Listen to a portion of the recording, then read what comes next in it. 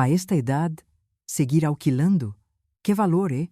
Eso me dijo mi nuera entre risas, delante de todos, en el cumpleaños de mi hijo. Nadie la corrigió, ni siquiera él. Yo solo apreté el bolso con las manos temblorosas, sintiendo que mi lugar como madre se había extinguido. Pero esa noche, mientras la ciudad dormía, tomé una decisión. Si ya no me ven, me haré imposible de ignorar. ¿Hasta dónde puede llegar una madre cuando ya no le queda nada que perder? Quédate, porque esta no es una historia de lástima. Es una rebelión silenciosa, una que quizá también sea la tuya. Mi nuera me miró con esa sonrisa fina que solo ella sabe poner. Estábamos en la taberna, el rincón del abuelo, una de esas con paredes de piedra y jamones colgando, donde los camareros aún te llaman señora, aunque vayas con un abrigo viejo y los zapatos de hace 10 años. Celebrábamos el cumpleaños de mi hijo, Antonio. 38 años cumplía ya. Mi niño. Qué rápido pasan los años. Y qué lento duele el corazón cuando uno se da cuenta de que su sitio en la vida de los hijos se va desdibujando. La mesa estaba preparada para 8 personas. Ellos, sus amigos, un compañero del despacho de abogados, y yo, que al parecer era una figura decorativa. Me sentaron en la esquina, junto a la columna, casi sin espacio para moverme. María José, mi nuera, vestía un conjunto de seda color marfil. Su perfume lo inundaba todo, y su risa, esa risa de dientes perfectamente alineados, no paraba de sonar entre plato y plato. ¿Y cómo va ese pisito de alquiler, Isabel?, preguntó en voz alta, justo cuando el camarero dejaba la bandeja de gambas al ajillo frente a mí. Todos giraron la cabeza. Sentí que me subía el calor a la cara. Intenté sonreír, pero no me salía. Solo atiné a decir que estaba bien, que era pequeño pero cómodo. Ella soltó una carcajada breve, como quien se ríe por cortesía pero con veneno escondido. A esta edad, seguir alquilando. ¡Qué valor, eh! Yo no podría dormir tranquila sin saber que tengo algo propio. Pero claro, cada quien con lo suyo. Antonio no dijo nada. Seguía cortando su entrecot, como si no hubiese oído nada. Esa indiferencia me dolió más que las palabras de ella. Intenté concentrarme en la comida. Había gambas, tortilla de camarones, un guiso de rabo de toro, todo típico de Sevilla. Pero nada me sabía a nada. Cada bocado era como tragar silencio. Al final de la cena, María José se levantó, sacó su tarjetero de cuero y le hizo una seña al camarero. Pagó la cuenta con una naturalidad estudiada, como si supiera que ese gesto la haría brillar frente a los demás. Y entonces, justo cuando todos se levantaban para salir, se acercó a mí y, con esa voz dulce que usa para ser hiriente, me dijo: «No se preocupe, señora Isabel. La próxima vez, invita usted, cuando tenga casa propia». Me quedé helada. Ni siquiera fui capaz de responderle. Solo asentí levemente, recogí mi bolso gastado y salí detrás del grupo. En la calle, el aire de abril traía olor a azahar. Sevilla siempre ha sido generosa con sus aromas, aunque no siempre con sus hijos. Mientras caminaba hacia la parada del autobús, con las luces de la ciudad reflejándose en los charcos, pensé en todas las veces que me había callado, en todas las veces que me tragué una lágrima por no hacer sentir mal a nadie. Pensé en Antonio con fiebre, cuando era niño, durmiendo sobre mi pecho. Pensé en los bocadillos que yo no comía, para que él tuviera fruta en el recreo. Y ahora, aquí estaba yo, 67 años, viviendo en un piso alquilado de 600 euros al mes, sin nietos que me llamaran abuela, sin un abrazo sincero desde hacía meses. Lo peor no era la falta de cosas materiales. Lo peor era esa sensación de ser invisible, de estar de más. Esa noche no dormí. Di vueltas en la cama hasta que las primeras luces del día comenzaron a colarse por la rendija de la persiana. Y fue entonces, cuando escuché a los gorriones cantar, que supe que algo tenía que cambiar, no por ellos, por mí. Porque si no me veía yo, nadie más lo haría. Porque aunque me rían en la cara, aunque me miren como un estorbo, yo todavía tengo nombre, tengo historia, y tengo, aunque sea poquito, algo de fuerza para volver a empezar. A veces, Cuando cierro los ojos en este pequeño piso de alquiler, me parece oír aún los pasos de Antonio, corriendo por el pasillo del antiguo colegio donde yo trabajaba. Era una escuela pública del barrio de Triana, con patios grandes, naranjos en flor y paredes pintadas de blanco que en verano se volvían casi cegadoras. Allí pasé más de 30 años enseñando a leer y a escribir a niños que ahora son hombres y mujeres con sus propias familias. Allí también aprendí lo que significa dar sin esperar recibir, porque ser maestra y madre al mismo tiempo es un acto de fe. Cuando me quedé viuda, Antonio apenas tenía 8 años. Su padre, mi querido José Luis, murió de un infarto en una madrugada fría de enero. Recuerdo que esa mañana, mientras preparaba café, vi cómo su taza favorita se quedaba intacta sobre la mesa. Desde entonces, mi vida se convirtió en un reloj que marcaba siempre la misma hora. Trabajo, casa, hijo. No había otra cosa. Dejé de salir con amigas. Dejé de ir a la peña flamenca donde cantaba por hobby los jueves. Dejé incluso de pintarme los labios. Todo para que a mi niño no le faltara de nada. En aquel entonces, nuestra casa era pequeña, pero nuestra ilusión era grande. Pagábamos una hipoteca modesta, y con mi sueldo de maestra y algunas clases particulares por las tardes, salíamos adelante. Me levantaba a las 6 de la mañana para preparar el desayuno. Le hacía un bocadillo de jamón serrano para el recreo y lo acompañaba hasta la puerta del colegio antes de irme al mío. Después, al volver, corregía cuadernos mientras Antonio hacía los deberes en la mesa de la cocina. Era nuestra rutina, una rutina sencilla, pero llena de cariño. Recuerdo con nitidez el día que Antonio me dijo que quería estudiar Derecho. Tenía 17 años y los ojos brillantes de quien cree que el mundo está a su alcance. Yo sabía que la universidad sería cara, que necesitaríamos más que mi sueldo. Pero no dudé ni un segundo. Vendí los pendientes de oro que mi madre me había dejado. Guardé cada paga extra en una cuenta aparte y empecé a dar clases de apoyo a niños de familias acomodadas en las tardes de verano. Incluso los fines de semana, mientras otras madres iban a la playa o al campo, yo me quedaba en casa preparando material para mis alumnos y cocinando potajes baratos pero nutritivos para estirar el presupuesto. Antonio, en aquel entonces, era un chico agradecido. Me traía flores silvestres que cogía del parque, me ayudaba a fregar los platos sin que yo se lo pidiera. Yo vivía para esos gestos. Eran pequeños, pero me daban fuerzas. Pensaba que, cuando fuera mayor, él entendería todo lo que yo había hecho, que me lo agradecería, que, quizá, me cuidaría con la misma dedicación. Pero la vida no es un cuento. Después de que se licenció, encontró un buen trabajo en un bufete de abogados de Sevilla. Yo me sentí orgullosa. Claro que sí. Me puse mi mejor vestido para la ceremonia de graduación y lloré de emoción cuando lo vi recoger su diploma. Aquel día me abrazó y me dijo, «Gracias, mamá». Lo dijo de corazón, estoy segura. Pero fue la última vez que escuché esas palabras sin una sombra detrás. Poco después se mudó con María José a un piso céntrico, amplio, con terraza.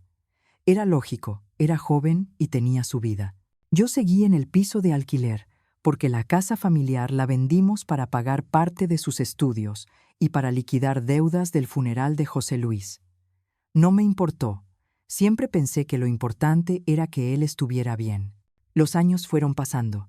Yo seguía trabajando en la escuela, aunque ya estaba cansada. Las piernas me dolían al subir las escaleras. La voz se me quebraba al final del día. Aún así, continuaba. Quería ayudarle cuando pudiera. Cuando Antonio necesitó dinero para el enganche de su primera vivienda, le presté mis ahorros. No le puse condiciones ni intereses. Nunca los recuperé. Pero en aquel momento no me importó. Pensaba, es para él, para su futuro, para que no sufra lo que yo sufrí. Recuerdo también los cumpleaños que preparaba.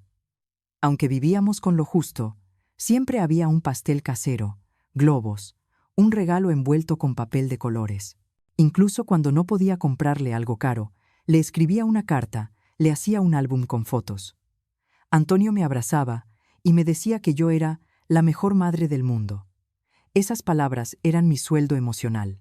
Ahora, en cambio, me encuentro sentada en este piso, alquilado de 600 euros al mes, mirando las mismas paredes día tras día. Mis manos, antes fuertes, están llenas de manchas y venas marcadas. Mis ojos, que antes brillaban con esperanza, ahora se cansan de llorar sin lágrimas. Pienso en todos esos años de sacrificio, en todas las pequeñas renuncias que nadie vio. Pienso en cómo me fui quedando sola, sin amigos, sin hobbies, reducida a ser la madre de Antonio. No me arrepiento. No podría. Si volviera atrás, probablemente haría lo mismo. Pero duele. Duele saber que todo ese esfuerzo, ese amor silencioso, no se traduce en respeto. Duele sentir que para ellos soy solo una sombra, una historia vieja que molesta en las fotos familiares.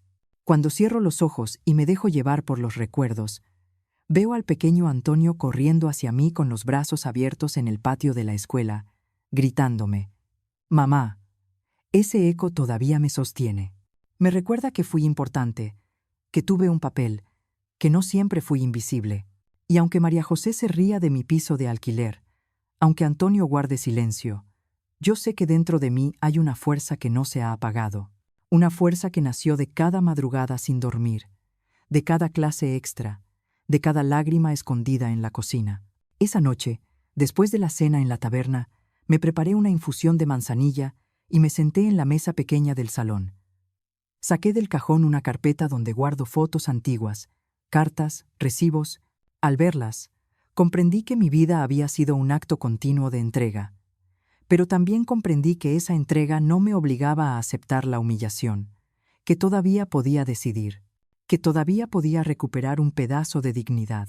Mientras el reloj marcaba las 2 de la madrugada, me prometí algo en silencio. Si he vivido toda mi vida para otros, ahora aprenderé a vivir, aunque sea un poco, para mí. No sabía cómo ni cuándo, pero supe que ese día estaba más cerca de lo que pensaba. Muy pronto mi historia iba a cambiar. Una semana después de aquella cena en la taberna, Antonio vino a verme. No lo esperaba. No avisó con antelación, ni siquiera con un mensaje de esos cortos que me suele mandar cuando necesita algo. Tocó el timbre al mediodía, justo cuando yo estaba regando las plantas del balcón. Al abrir la puerta, me sorprendió verlo con una bolsa de pasteles de la confitería de la esquina, la que siempre le gustaba de niño. Sonrió, me besó en la mejilla y dijo: «Mamá, tenía ganas de verte». No me fié, pero lo dejé pasar. Preparé café, como siempre, y nos sentamos en la mesa de la cocina. Por unos minutos, parecía mi hijo de antes. Me miraba a los ojos, preguntaba cómo me sentía, comentaba el tiempo. Pero la calidez duró poco. Después del segundo sorbo de café, Antonio dejó la taza sobre el platillo, se aclaró la garganta y dijo: «María José y yo hemos estado hablando mucho últimamente. Creemos que lo mejor para ti sería empezar a considerar una residencia de las buenas, claro. Una donde estés cuidada, con tu habitación, tus cosas, tu rutina». Me quedé en silencio, no por sorpresa, sino por decepción. Sabía que este momento llegaría. Sabía que no venía por cariño. «Mamá, no es que no te queramos», añadió, como si adivinara lo que pensaba. «Pero estás sola. Este piso no es seguro. Y a veces olvidas cosas. Podrías caerte. Podría pasar algo». No dije nada. Me limité a mirarlo. En su voz había ese tono artificial que usan los abogados cuando quieren convencer a alguien de firmar algo sin leerlo bien. Ese tono que no había aprendido en casa. Sacó entonces una carpeta del maletín. Sí, había traído maletín, como si yo fuera una clienta. Hemos hecho una lista de varias opciones. Hay una en Dos Hermanas que tiene muy buenas referencias. Incluso ofrecen un descuento si firmas antes de fin de mes. Me alcanzó los papeles. Eran folletos a todo color, con fotos de mujeres de mi edad sonriendo mientras hacían macramé o jugaban al dominó. Residencias con nombres dulces: Jardines del Sur, El Hogar del Olivo, Amanecer Dorado. Incluso podríamos vender este piso. Con ese dinero pagamos la residencia por años. Y no tienes que preocuparte por nada más, dijo, como quien propone un trato justo. No pude evitar reír por dentro. Este piso no era mío, era alquilado, no había nada que vender. pero ellos ni siquiera lo sabían. No se habían molestado en preguntarlo. Le devolví los folletos sin mirarlos. Gracias por pensar en mí, Antonio. Ya lo tengo en cuenta, fue todo lo que dije. Él se quedó incómodo. Recogió sus cosas. Me besó de nuevo, esta vez sin alma, y se fue. Horas después, recibí un mensaje de María José. Hola, Isabel. Solo quería decirte que nos preocupa tu bienestar. Cualquier cosa que necesites, aquí estamos. Y si decides vender el piso, avísanos. Con gusto te ayudamos con todo el papeleo. Ni un cómo estás. Ni un te sentiste bien con la visita. Solo preocupación por vender, por moverme, por quitarme de en medio. Me dolió. No por el contenido, sino por la claridad del mensaje. Para ellos, yo era una carga, un asunto pendiente, un trámite. No una madre, ni una persona con historia. Solo una señora mayor en un piso que ya no les servía para nada. Esa noche no encendí la televisión. Me senté en el sillón junto a la ventana y miré las luces de la calle. Pasaban coches, parejas jóvenes riendo, algún vecino sacando al perro. La vida seguía, pero en mi interior, algo se apagó. Durante años había evitado pensar mal de mis hijos. Había buscado excusas, había justificado olvidos y desplantes. Pero ese día entendí, con una claridad dolorosa, que había dejado de ser alguien a quien se cuidaba para convertirme en alguien a quien se gestiona. Y en ese silencio, con el único sonido del reloj marcando los segundos, tomé una decisión. No iba a quedarme esperando a que decidieran por mí. No iba a permitir que nadie eligiera mi final. Si ellos tenían un plan para deshacerse de mí, yo tenía otro para desaparecer a mi manera. Me levanté, fui al dormitorio y saqué la carpeta azul que guardaba en la maleta de la abuela. Allí estaban los papeles del piso de Madrid, el contrato del fondo de inversión que firmé hace 5 años, las escrituras del terreno en Granada. Nada estaba a nombre de nadie más que de Isabel Rodríguez. Yo revisé cada papel con detenimiento, hice algunas llamadas, pedí citas. Y por primera vez en mucho tiempo, sentí que algo dentro de mí se encendía. No era rabia, era una especie de dignidad adormecida que empezaba a desperezarse. Al día siguiente, empecé a preparar mi salida, en silencio, sin avisar. Como ellos querían organizar mi vida sin contar conmigo, yo haría lo mismo, pero a mi manera, y con una sonrisa que no era de hipocresía, sino de quien sabe que, a veces, la mejor forma de ser libre es no avisar que te vas. Dejé Sevilla un martes cualquiera. No hubo abrazos, no hubo lágrimas. Nadie me despidió en la estación de autobuses. Antonio no llamó, María José tampoco. Solo la señora Carmen, la vecina del quinto, me vio cargar la maleta vieja y me dijo con voz preocupada: ¿Se va para siempre, Isabel? Le sonreí. Solo a tomar aire, le respondí. No era mentira. Necesitaba aire. Pero no ese que entra por las ventanas cuando se limpia la casa, no. Necesitaba ese aire que te entra por dentro y te recuerda que aún estás viva. El tipo de aire que no respiras cuando sientes que te han convertido en un mueble viejo, de esos que estorban pero nadie se atreve a tirar. El viaje a Granada fue tranquilo. Pasé casi 3 horas mirando por la ventana sin pensar mucho, o quizás pensando demasiado. Las montañas a lo lejos, los campos de olivos, las estaciones vacías, todo parecía más sincero que el silencio de mi hijo en los últimos meses. Al llegar, me esperaba Luis, el abogado que me ayudó a gestionar la compra de una casa. Bueno, no una casa, una villa, mi villa. Una que había comprado en secreto con los ahorros de toda mi vida, con la venta de unos terrenos heredados de mis padres y una inversión que, por suerte, había rendido bien. La llamé la Villa de las Rosas, como homenaje a las flores favoritas de mi madre. Pero no fui a vivir allí. No todavía. Durante semanas, me alojé en un pequeño hostal cerca del Albaicín. Quería pasar desapercibida, desaparecer del mapa. Usaba otro apellido en las reservas. Iba al mercado como una turista más, con gafas de sol y un sombrero viejo. Por primera vez en mucho tiempo, me sentí invisible de forma voluntaria, no como cuando estoy con mi hijo y me ignoran. Esta vez era distinto, era mi elección. Una tarde cualquiera, Curioseando por internet en la sala común del hostal, encontré un foro de mujeres mayores. No sé qué me llevó a leerlo, pero algo me atrapó. Historias de otras como yo.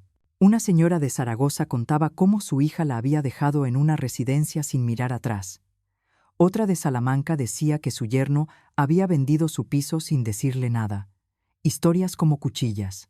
Esa noche, me encerré en el baño del hostal. Me senté en el suelo frío de azulejos viejos. Y lloré. Lloré como hacía años no lo hacía. No por lo que me habían hecho, sino porque entendí que no era la única. Que muchas de nosotras hemos sido tan buenas, tan generosas, tan entregadas, que al final nos han dejado sin nada. Ni siquiera el derecho a quejarse sin ser llamadas dramáticas. Querida espectadora, sí, tú, que me estás escuchando, ¿alguna vez has sentido que diste todo y te devolvieron el vacío? ¿Has sentido esa punzada cuando ves a tu hijo feliz en una foto de familia, sin ti? Yo la he sentido. Y aún duele. Unos días después, Antonio publicó en sus redes una foto del cumpleaños de María José. Estaban todos, sus padres, amigos, compañeros. En la mesa, un pastel inmenso, copas de vino caro, risas congeladas en la pantalla. Yo no estaba. Ni siquiera me invitaron. Ni una llamada, ni un mensaje. Nada. Ese día entendí que había muerto simbólicamente para ellos. Ya no era madre. Era solo un recuerdo incómodo. Una figura del pasado que preferían mantener lejos, en un piso de alquiler, fuera del encuadre de la vida perfecta que intentaban mostrar. Fue en ese momento, cuando decidí qué hacer con la villa. No quería una casa para mí sola. No quería llenar los cuartos con muebles nuevos y el salón con fotos fingidas. Quería que la Villa de las Rosas tuviera un propósito real, algo más grande que mi dolor. Quería que fuese un lugar donde otras mujeres como yo, olvidadas, traicionadas, silenciadas, pudieran reconstruirse. Busqué arquitectos.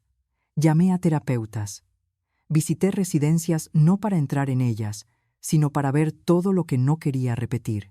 Empecé a diseñar un proyecto, un espacio donde las mujeres mayores pudieran vivir con dignidad, en comunidad, sin miedo a ser usadas. Un lugar con jardines, talleres de arte, noches de lectura, comidas compartidas. Un sitio donde una pueda decir, aquí valgo, sin tener que pedir permiso a ningún hijo ni justificar cada euro que gasta. Pero mientras todo eso tomaba forma, yo seguía sola. Hubo noches en las que, a pesar de todos mis planes, me sentía vacía. La libertad no siempre viene con alegría inmediata. A veces, viene con una soledad tan profunda que parece que va a tragarte. Es como si por cada paso hacia adelante, el corazón diera medio hacia atrás, preguntando, ¿y si me equivoco? ¿Y si algún día llaman y no estoy? Nunca llamaron. Pasaron semanas. Luego, meses. Nadie preguntó dónde estaba. Nadie tocó a mi puerta. Nadie escribió. Ni siquiera para Navidad. El móvil, que antes vibraba con fotos de desayunos y mensajes inútiles de grupo, quedó mudo. Y fue entonces cuando lo entendí. Yo era prescindible. No por lo que soy, sino porque ellos decidieron que ya no les servía. No se imaginan el dolor que eso causa. Sentirte descartada. Pero también, y esto lo digo con el alma, es el tipo de dolor que despierta, que enciende, que te hace elegirte por primera vez en décadas. Así que no me arrepiento. Porque esa villa vacía, esa casa silenciosa que aún no ha abierto sus puertas, fue el primer lugar donde me sentí propietaria de mí misma. Desperté un lunes con el pecho más ligero. Habían pasado casi 3 meses desde que llegué a Granada, y por primera vez en mucho tiempo me sentí en paz. No tenía llamadas pendientes. No tenía que correr detrás de nadie. Nadie esperaba nada de mí. Y, aunque dolía un poco aceptar que mi ausencia no hacía ruido en la vida de nadie, también era liberador. El silencio se había vuelto mi aliado. Salí del hostal con mi bolso de tela, el mismo que usaba para hacer la compra en Sevilla. En el mercado, saludé a la frutera, que ya me conocía como la señora de los tomates dulces. Compré un par de manzanas, pan del día y unas flores pequeñas. Me gustaba llevar flores a mi cuarto, no por decoración, sino porque me recordaban que algo aún florecía dentro de mí, aunque fuera tarde. Aquella tarde, me senté en el banco frente a la villa. La verja estaba cerrada, aún no había comenzado las reformas. Pero algo en ese lugar me hablaba. Tal vez era el jardín lleno de hierbajos, o el ventanal que daba al sur, o las paredes con grietas que pedían cariño. Como yo, pensé, había vivido más de 6 décadas, creyendo que el amor era sinónimo de sacrificio. Que ser buena madre era darlo todo, incluso cuando no te lo pedían. Que el deber era más importante que el deseo. Y ahora, en este lugar nuevo, sin nadie que me esperara ni me aplaudiera, entendí algo brutal. También merezco vivir para mí. Esa noche, abrí mi libreta azul, la de tapas blandas, con manchas de café y letras torcidas, y escribí por primera vez: hoy no me siento culpable por pensar en mí. A la mañana siguiente, comencé los trámites de reforma de la villa. No quería algo lujoso. Solo quería que cada habitación tuviera luz, que los pasillos no fueran fríos, que las cocinas olieran a sopa y no a lejía. Quería crear un refugio para mujeres como yo, mayores, con historias difíciles, con heridas que no se ven, con ganas de volver a empezar. Contraté a una arquitecta joven, Clara, que me escuchó sin juzgar. Le conté mi idea de hacer talleres, noches de cine, un rincón para leer y otro para bordar. Le hablé de las cartas que recibía de otras mujeres del foro, contándome sus vidas. Algunas me decían: Isabel, ojalá existiera un sitio así en mi ciudad. Eso me empujaba, me daba energía. Mientras tanto, en lo personal, comencé a hacer cosas pequeñas que nunca antes me permití. Me apunté a un taller de cerámica.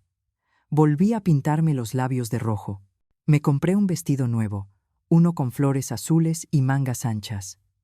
Fui sola al cine una tarde y lloré con una película sin sentir vergüenza. Recuerdo especialmente una noche. Salía de la villa después de revisar las obras, y al pasar por un bar del barrio, escuché a una mujer cantando flamenco. Entré, me senté en la barra, pedí una copa de vino tinto y cerré los ojos. Su voz era quebrada, intensa, de esas que no se ensayan, y en su quejío sentí mi historia. Cada nota hablaba de una mujer que dio todo, y ahora caminaba sola, pero erguida. Lloré, pero también sonreí. Poco a poco, comencé a notar algo más. El miedo desaparecía. Ya no temía envejecer sola. Ya no sentía vergüenza de que mi hijo no me llamara. Ya no escondía mi soledad como si fuera una mancha. Al contrario, comencé a nombrarla, a abrazarla, a entenderla como una parte de mi camino. Un domingo por la mañana, en el mercado, un niño pequeño me regaló una flor. Su madre me sonrió y dijo: siempre lo hace con las señoras que le caen bien. Me reí, agradecí, y mientras caminaba de vuelta al hostal, pensé: quizá la vida no me ha quitado todo. Quizá solo me está devolviendo lo esencial. Esa noche volví a escribir en mi libreta: hoy me elegí a mí misma, y no sentí culpa. Querida oyente tú, que has llegado hasta aquí conmigo, quiero que sepas algo. No es tarde para volver a ser tú. No es tarde para cortar el cordón del sacrificio eterno. No es tarde para recuperar tu nombre, tu risa, tus ganas. Nos enseñaron a quedarnos calladas, a sonreír aunque doliera, a cuidar aunque nadie nos cuidara. Pero te lo digo con el corazón en la mano, no estamos solas, y no estamos acabadas. Mi historia aún no termina. La villa está tomando forma. Yo también. Ya no espero llamadas que no llegan. Ya no vivo en función de agendas ajenas. Ahora, cuando abro los ojos por la mañana, lo primero que me digo es: ¿qué quiere hoy Isabel? Y eso, querida, es libertad. Han pasado 6 meses desde que abrí las puertas de la Villa de las Rosas. No hay carteles, ni anuncios, ni campañas en redes. Solo el boca a boca. Solo mujeres que conocen a otras mujeres. Y así llegan, con maletas viejas, con fotos rotas en el fondo del bolso, con ojos cansados de mirar la puerta esperando que alguien vuelva, y no vuelve. La primera fue Teresa, 71, viuda desde hace 3 décadas, con un hijo que no responde ni los mensajes del cumpleaños. Luego vino Carmen, 68, con la cadera operada y una pensión pequeña que apenas le daba para vivir. Y así, poco a poco, fuimos llenando las habitaciones. No de muebles que también, sino de historias. Cada mañana, cuando preparo café para todas en la cocina común, me siento útil. No por servir, sino porque nos miramos a los ojos sin lástima, porque hablamos sin juicios, porque hay risas donde antes había silencios. Los martes tenemos tertulias de libros, los jueves, taller de cerámica, los domingos, cocinamos juntas y cantamos coplas antiguas mientras pelamos patatas. La vida aquí no es perfecta. Hay días grises, discusiones por tonterías, achaques del cuerpo, pero ya no hay miedo. Nadie tiene miedo de ser una carga. Nadie teme quedarse sola en una habitación olvidada.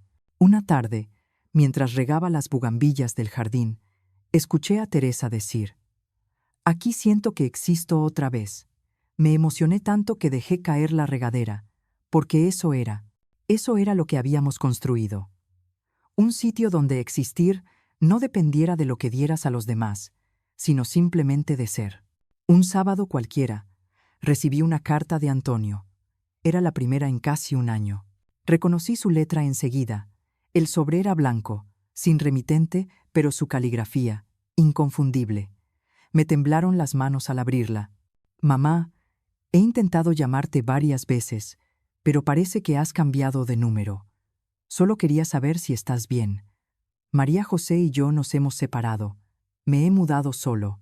Y sí, he pensado mucho en ti, en lo que hicimos, en lo que dijimos, en lo que no supimos ver. Si algún día te apetece hablar, aquí estoy». Lo leí 3 veces. No lloré. No me tembló el labio. Solo sentí un calor raro, como cuando algo empieza a hervir muy lento. No respondí enseguida. Tampoco rompí la carta. La guardé en la caja de madera donde antes tenía las cartas de mi difunto esposo, y seguí con mi día. A veces me preguntan si lo perdoné. No lo sé. Quizás sí, quizá no del todo. Lo cierto es que ya no cargo con la rabia. Me la quité como quien se quita un abrigo que pesa demasiado. Ahora, si él vuelve, no será por obligación, ni por nostalgia. Será porque quiere conocer a esta nueva Isabel, la que ya no calla, la que ya no ruega, la que ha aprendido que también tiene derecho a decir que no. La libertad, descubrí, no siempre grita. A veces es una taza de café caliente que te sirve sin prisa. A veces es comprar un pintalabios rojo sin pedir permiso. A veces es dormir sin mirar el móvil, sin esperar un mensaje que no llegará. Querida oyente tú, que has caminado conmigo durante estos 6 capítulos, quiero dejarte una cosa clara. Ser madre no significa desaparecer como mujer. Puedes amar sin anularte, puedes dar sin perderte, puedes cuidar sin dejar de cuidarte. Nos enseñaron que el amor verdadero es sacrificarse hasta los huesos, que una buena madre lo da todo, siempre, que una mujer que se elige a sí misma es egoísta. Pero no, no es egoísmo, es supervivencia, es dignidad, es amor propio. Hoy, mientras me pongo el delantal para preparar la cena con las chicas, me miro en el espejo del pasillo y me reconozco, no como la madre de Antonio, no como la señora mayor que vive sola. Me reconozco como Isabel, con arrugas, con memoria viva, con ganas de seguir contando historias. La puerta de la villa sigue abierta, no solo para otras mujeres, también para quien venga con verdad en el alma, con respeto, con humildad, con ganas de construir desde el cariño y no desde la culpa. No sé si mi hijo llamará de nuevo, no sé si vendrá, pero ya no espero, porque he aprendido, por fin, algo que me costó toda una vida entender. También soy una persona. Hoy sé que nunca es tarde para elegirte. Pasé más de 6 décadas pensando que vivir para los demás era mi deber, y olvidé que también merecía vivir para mí. No me arrepiento de haber amado, de haber dado, pero hoy entiendo que el amor real no exige desaparecer, ni callar, ni rendirse. Mi historia no es única. Sé que hay muchas mujeres que, como yo, han sido madres, esposas, cuidadoras, y se han olvidado de ser personas. Por eso te hablo ahora, desde este rincón de paz, para decirte, tú también mereces cuidarte, quererte, existir con dignidad. Y ahora te pregunto a ti, ¿alguna vez sentiste que diste todo a tu familia y te quedaste sin nada para ti? Cuéntame tu historia en los comentarios. Tal vez, como a mí, contarlo sea el primer paso para recuperar tu voz.